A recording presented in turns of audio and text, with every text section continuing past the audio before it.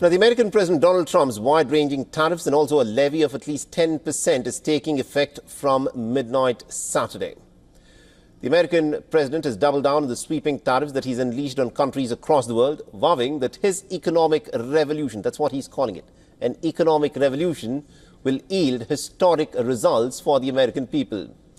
Now, China has already issued a response to Trump's tariffs by imposing counter 34% taxes on all American imports into China from next week. Now, Beijing has said that it will sue the United States at the World Trade Organization and will restrict the export of rare earth elements used in high-end medical and electronics technology.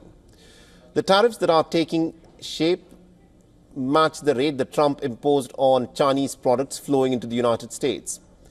The American president says that China has been hit much harder than the United States, stating that Beijing has ill-treated the Americans. Now, a 10% baseline tariff came into place past midnight, hitting most U.S. imports except goods from Mexico and Canada, as Trump has invoked emergency economic powers to address the perceived problems with the country's trade deficit. Mexico celebrated dodging the latest round of tariffs from the White House. President Claudia Sheinbaum said that the free trade agreement that was signed by Mexico, Canada and the United States during Trump's first administration has shielded Mexico. Sheinbaum said that her government will focus on the existing 25% U.S. tariffs on imported autos, steel and aluminium, while also accelerating domestic production to safeguard jobs and to reduce imports. Stellantis, the maker of the auto brands including Dodge and Jeep, has announced that it will pause production at its assembly plants in Toluca, west of Mexico City, for the month of April, while it assesses the tariff's impact on its operations. Similar production halts have also been scheduled for an assembly plant in Canada, and some 900 workers were temporarily to be laid off across several plants in the United States. I've had 3 layoff notices in my 25 years, and this is the scariest because it's, I don't know, you don't know what the future is, and we're laid off for 2 weeks and then we're shift smoothing, and I was at plant 6 and shift smoothing, we did that, and then the next step was closing the doors. Now, Canada's Prime Minister Mark Carney has described the American President Donald Trump's tariffs as tough, but also as a window of opportunity. Last month, Trump imposed a 25% tariff on Canadian steel and aluminium and slapped import duties on cars and parts based on non-US content and non-compliance with a free trade deal.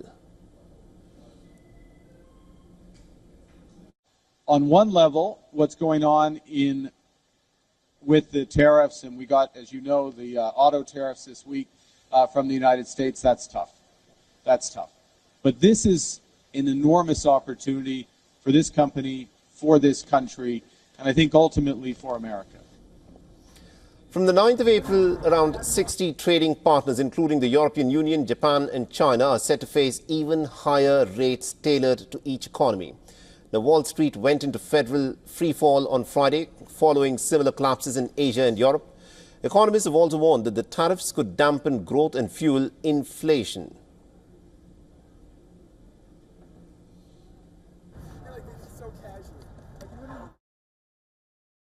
And here's how the world leaders have reacted to Donald Trump's trade war. I consider the U.S. president's latest tariff decisions to be fundamentally wrong. This is an attack on a trade order that has created prosperity all over the world, a trade order that is essentially the result of American endeavors. The entire global economy will suffer from these ill-considered decisions, companies and consumers all over the world, including in the USA. It is the US's job and President Donald Trump's responsibility to look out for Americans because the citizens are their first priority. Same way, India's Prime Minister Narendra Modi's first priority. Let's wait and watch the differences that arise because of the tariffs. We will examine its impact and how to deal with it. We had been requesting the US government to review its unilateral tariff measures at various levels, and we are extremely disappointed and regret that such measures have been implemented nonetheless. All right, now to give us more perspective on this, we are joined in this broadcast by Ms. Elizabeth Lawrence, who is a non-resident senior fellow at the Atlantic Council's Indo-Pacific Security Initiative.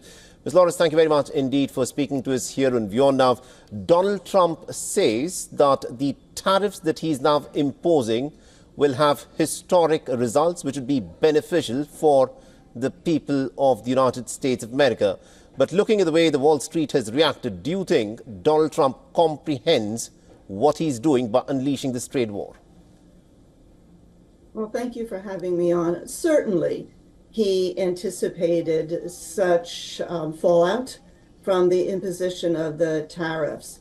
His goal is to bring manufacturing back to the United States by making imports expensive for Americans to buy. What he's also trying to do is trying to prevent China from merely moving a lot of its manufacturing plants to other low labor countries and then exporting to the United States, but still reaping the benefit of all those exports.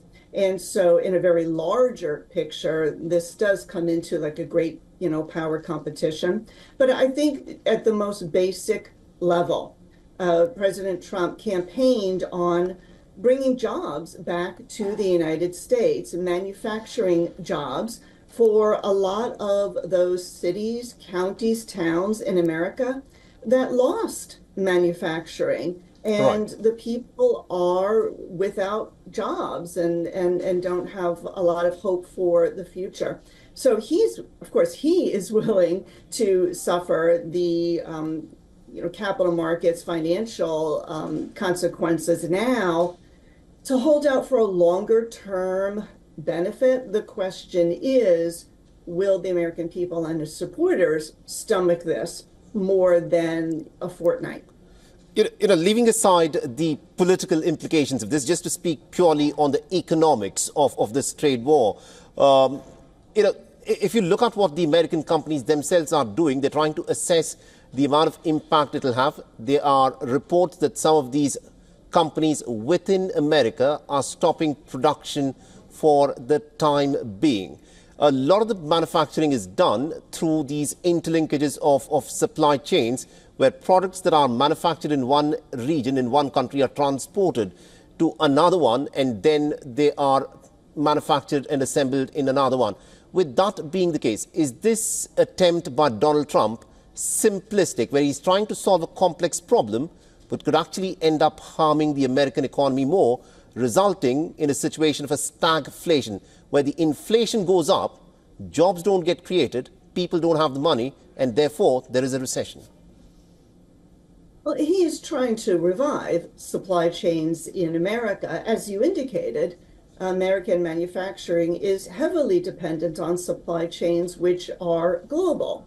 And that is a consequence of globalization, particularly in the 90s and the 2000s, when it really took off. And we saw American companies that would have been in a U.S. domestic global supply chain move over to China and Mexico for the cheaper labor.